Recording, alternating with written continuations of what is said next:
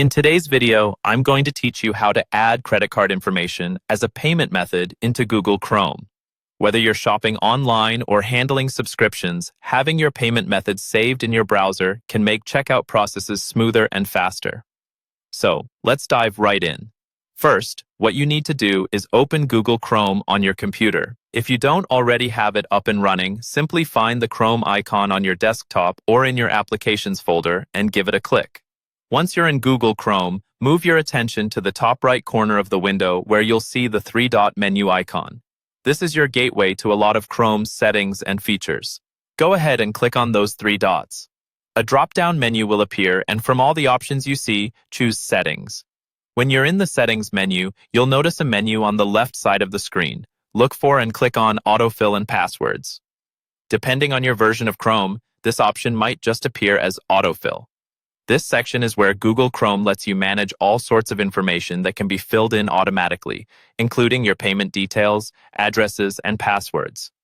From the autofill area, the next step is to locate the section labeled Payment Methods. Click it to proceed. Here, you'll see a list of any existing credit or debit card information you've saved in the past. It's a handy feature, as it means you won't have to type out your card details every time you make a purchase online. To add a new card, locate and click on the Add Payment Method button. This will open a form where you can input your card details. Enter your credit card number, the expiration date, and the CVC code. Be cautious while entering this information and always double-check for accuracy. Once you've filled everything in, go ahead and click Save. Congratulations, you've just added a new payment method to Google Chrome. By saving your card details in Chrome, your browser can now autofill these details during your online checkouts, saving you both time and effort. However, remember to keep your device secure, particularly if you share your computer with others or use shared networks. Keeping your browser and operating system updated and using security features like two-factor authentication can help maintain your data privacy. That's it.